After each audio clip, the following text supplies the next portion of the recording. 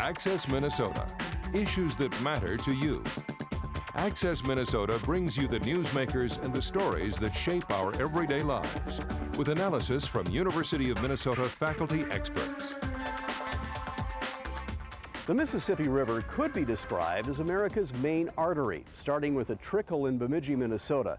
The river winds its way through the middle of the United States, all the way down to the Gulf of Mexico, providing vital transportation and natural resources to millions.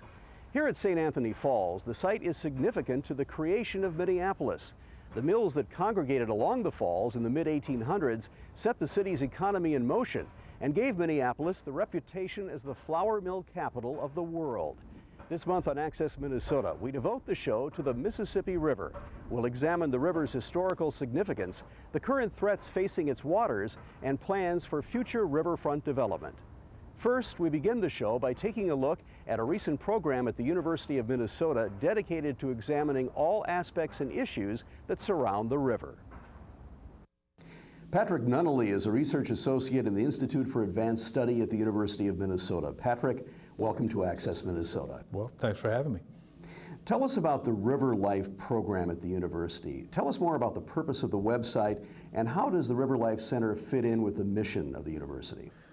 Well, River Life takes strategic advantage of the fact that we're a large, world-class, comprehensive teaching and research university on one of the great rivers of the world. That's a location that's probably unique on the planet. So what can we do with that? Well, the three main university mission areas are teaching, research, and community engagement. So we are involved in teaching, although people teach classes related to the Mississippi River in a number of colleges across the university. We also have research. We have faculty in natural sciences, faculty in policy, planning, sustainability planning, all of those kinds of things, where the river can really be a lab right at our front door. It's a field school. The community engagement, we have a group called River Rangers. It has about 350 students in it, and we have programs for them that get them out doing service projects with National Park Service.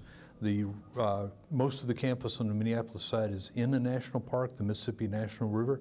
So we get students involved with the park, with Park Service work. Park Service people come on campus, give seminars and workshops on how to get a job with the federal government, because they clearly want our students to be a resource and an assistance for them. I mean, we got 15,000 bright, educated, energetic, idealistic young people.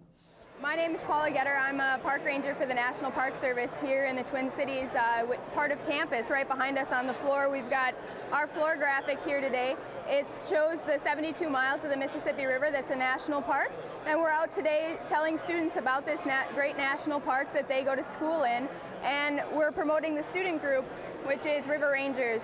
And it gives students an opportunity to learn about jobs with the National Park Service, about activities that we do with the National Park Service, like snowshoeing and biking, hiking along the Mississippi River. And so we're handing out buttons and temporary tattoos and trail guides today for students as they're here for Welcome Week.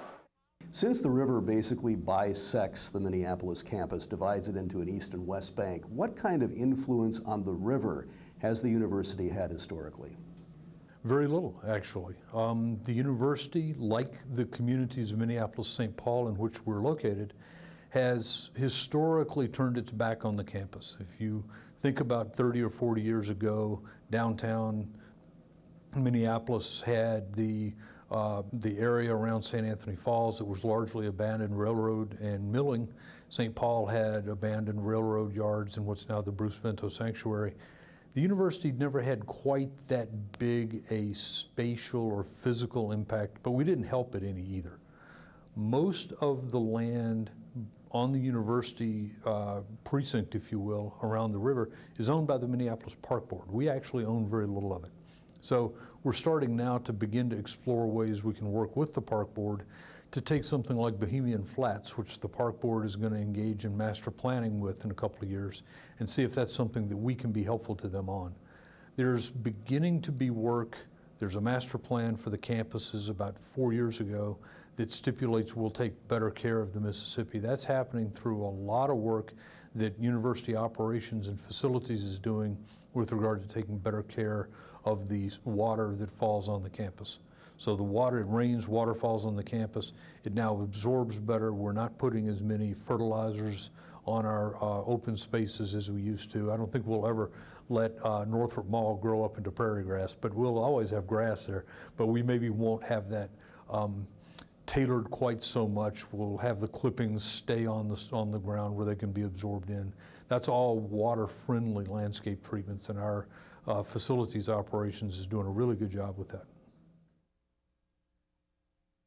What are some of the key ways that the Mississippi River has influenced the development of Minnesota historically? Short version of that, I mean, it's central to the history of the state. You could argue that there are two places that are the birthplaces of Minnesota as a state with European and Anglo-American settlers. One would be Fort Snelling, one would be the Falls at St. Anthony. Both of those are on the Mississippi River. Of course, Dakota people have been here for millennia. Ojibwe people from the north came in not millennia ago, but hundreds of years ago, and Ho-Chunk people have been in southeast Minnesota for quite a long time. The river for them was a highway.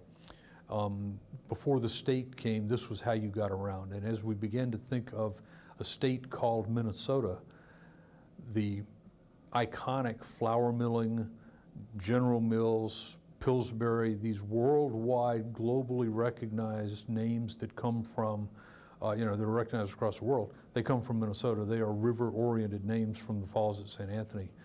The docks and landings and so forth at St. Paul was the farthest upstream landing point. So for a period of some decades in the middle of the 19th century, people coming into the state of Minnesota, early settlers and all like that, came up the Mississippi, stopped in St. Paul, and then proceeded on overland. This is where it starts. How has our view of the river changed over time? It's really moved in the Twin Cities from being sort of the mud room, that sort of back room where you take off all your muddy stuff and you leave all the stuff that you don't want company to see and you haven't gotten a chance to clean up yet and all that yucky stuff. That's where it used to be. Now really it's increasingly becoming the front door for both Minneapolis and St. Paul. It's never going to really replace the metro airport or the highways as a way where people actually come in, but it's really now becoming the front porch. It's becoming a show place. It's a place that people, when they're recruiting new businesses to come to the Twin Cities, they take them to the waterfront. It's a place where, it must have been in the last 10 years when the Guthrie Regional Theater was looking to move out from its kind of crowded places where it was up by the Walker. They went to the riverfront.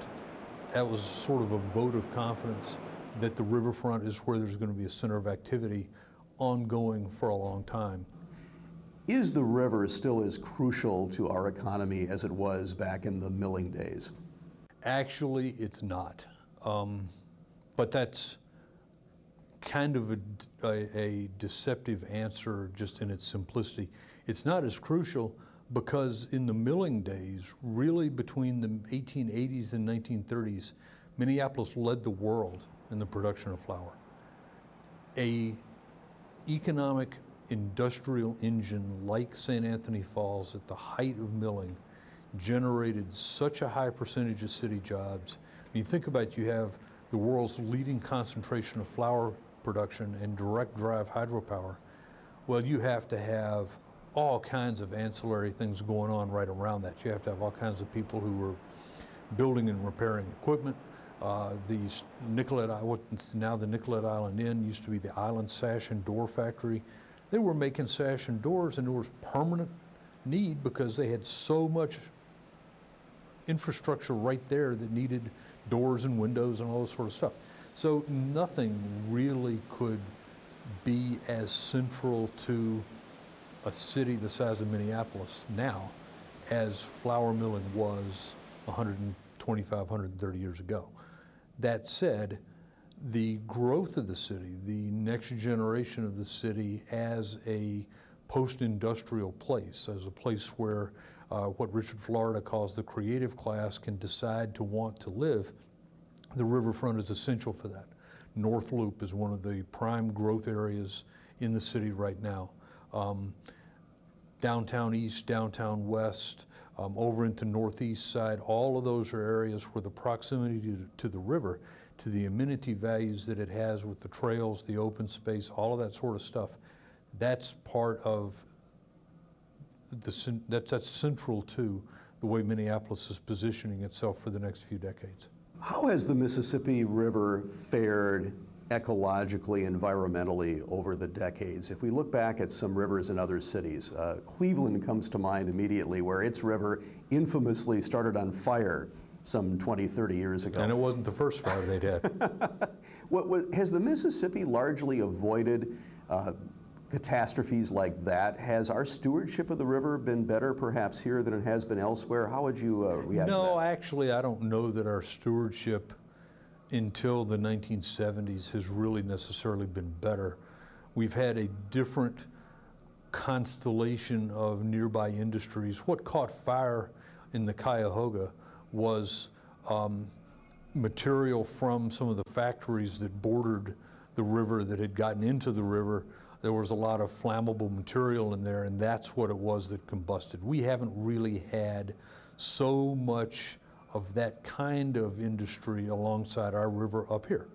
Down south it's different. St. Louis, Quad Cities, Memphis they've all had different relations with the river. It's a very different river down there. We treated it like everybody else did, as just a transportation, a source of power, and a way to move waste away. I don't know for certain, because I haven't gotten a chance to do this research, but the Mississippi-Minneapolis plan of 1972 is, if not the earliest riverfront revitalization plan in the country, it's got to be one of the earliest. When the last industrial scale milling moved off, when Washburn Crosby, which became General Mills, moved out to Golden Valley in the mid-1960s, City of Minneapolis recognized pretty early that whole blocks of obsolete railroad bed, the blocks of abandoned mills, could be turned into something that would be a contributing asset to the city. They began to work on that in the 70s, and that's earlier than a lot of other people did. So after the pivot point to think of the river as an amenity maybe happened here a little quicker. It's maybe been pursued a little more vigorously, but up until that point, it was just almost a matter of luck that our river didn't burn. When Access Minnesota returns, more of our discussion with Patrick Nunnally on the influence of the Mississippi. Access Minnesota will return after these messages.